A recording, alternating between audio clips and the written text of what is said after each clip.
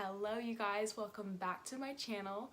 So today I'm going to be filming my part 2 of what I wish I'd known before interning for Congress in Washington, D.C. This has been so highly requested, and it's been really helpful because so many of you have left comments just asking me what information you want to hear, which is exactly what helped me make my videos better. So I'm going to be addressing a few questions, and then I'm going to be making a part 3 just to talk a little bit more about some topics that I don't just want to cram all into one video, so this isn't like 30 minutes or something. But as some of you know, I was an intern for Congress in Washington, D.C. this past summer. I made a ton of videos. If you just check out my channel, I have quite a few of them. And if you are new, go and watch those. It'll make this video make a lot more sense and kind of preface what I'm going to talk about today. But yeah, without further ado, let's get into the video. Okay, so quick thing.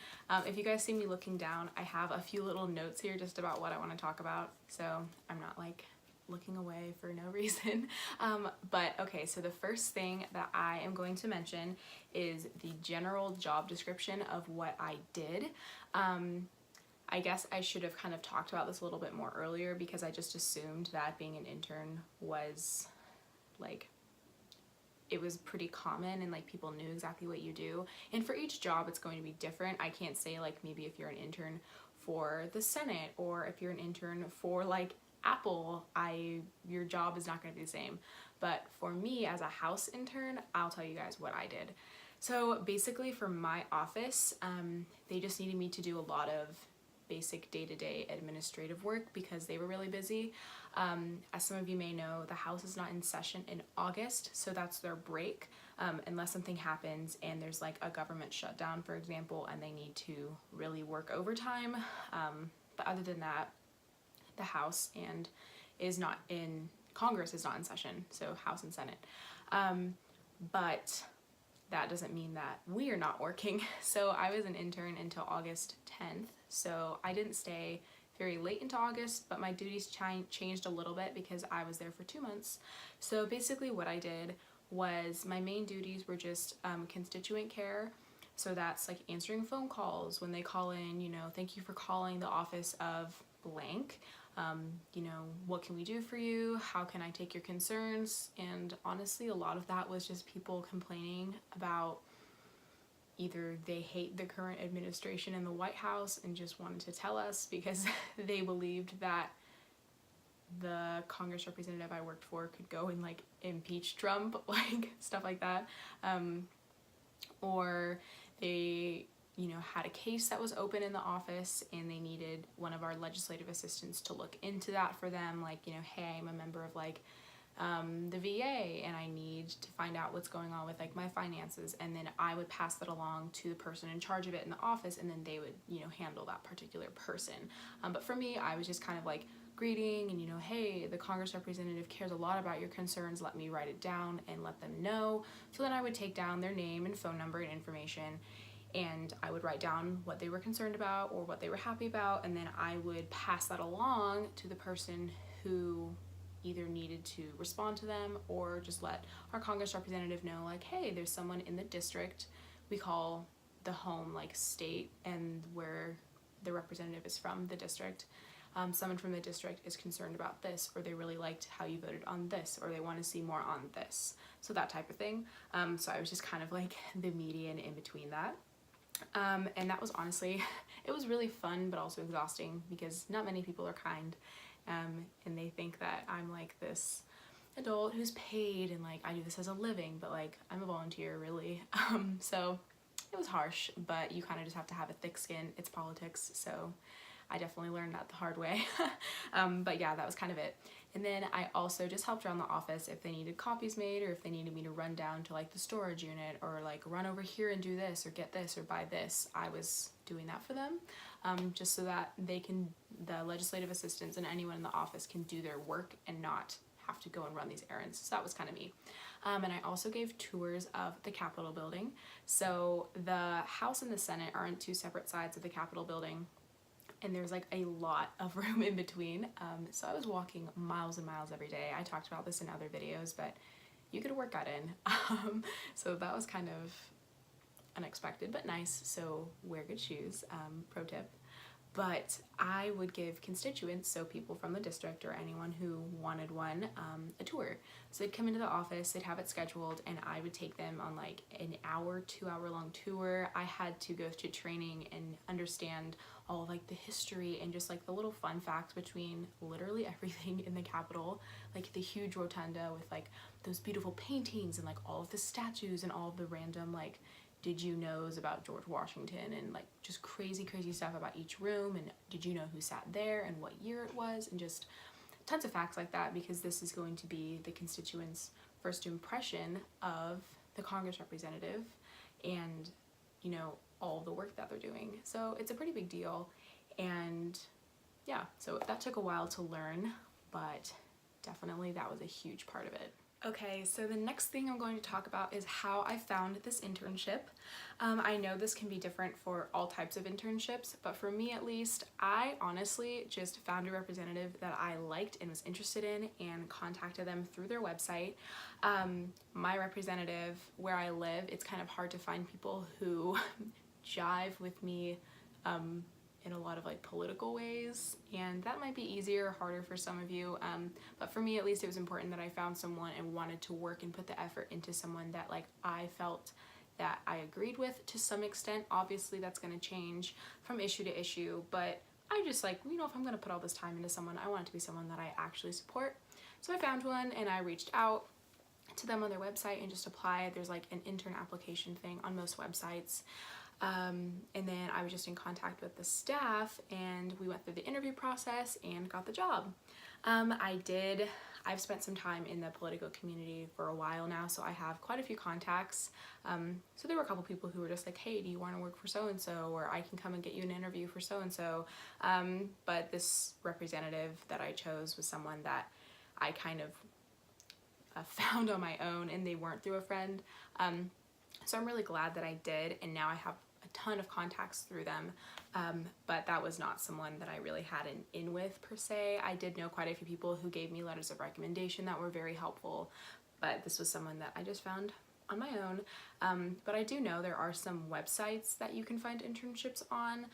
I will try to remember them because I never use them again, but there is one that I've kind of heard of. I don't know how reliable this is for internships specifically, but I know a lot of people use Indeed.com to find jobs, and I've seen a couple listings, or I guess quite a few, for internships, so that might be some place to start. But really just find a representative in your state or your district that you like and reach out to them, and I'm sure they are more than willing to give you an interview and just look for help, because interns are a wonderful contribution to the office, and no one wants to be making copies and stapling papers and stuff when a nice intern such as ourselves are willing to do it for them. All right, and then the final question I'm going to address is it paid or unpaid, and how did I find like a living situation while I was in DC? So this is something that is definitely difficult and will change for a lot of people with your ability to do an internship or not. So for me personally, just to preface, the internship I did was unpaid. Most internships that I know of are unpaid. You're kind of doing it, you're doing all this work in exchange for the experience to put on your resume and hopefully a letter of recommendation. So that's kind of your pay. There are some internships that my friends have in different fields, you know, STEM fields, whatnot, that are paid, and that's something you can look into, but those are obviously harder to get because it's like you're applying for a job, and then usually there's a lot more work involved, which is great, and I would have loved to do a paid internship, clearly, but mine wasn't. And I believe now if you work for the House and the Senate, they are paying their interns, so I'm not sure if that's going to change how hard it is for you to get chosen as an intern, if it will be like a little bit more rigorous of a process. So for me, obviously it was unpaid, but I think now they've changed the rules a little bit, and they will be paying their interns. That's just what I heard. So unsure about that. You're going to want to check with your specific office if that's something you're interested in, but just keep that in mind. Going into it knowing it was unpaid was obviously I'm excited, I was happy to do it, but that definitely meant, okay, how am I going to afford to move across the country for 2 months and live in an expensive city, house myself, feed myself, travel, and enjoy where I am. So thankfully, my parents were so kind and helped me out financially there. Obviously I had to pay for a lot of my own stuff, but they were able to help me with a lot of that. So that was just something that I was blessed with. If it's something that you guys are going to have to finance yourself, I would really look into working a lot and saving before you go there, or getting some type of job while you're there. I'm not really sure the hours you're able to work at your internship or whatnot, but maybe you can work something out where you just work, until the evening time, and then you're working, your side job at night to pay for your living expenses. Again, that's up to you, but just be smart about it and, finance yourself appropriately.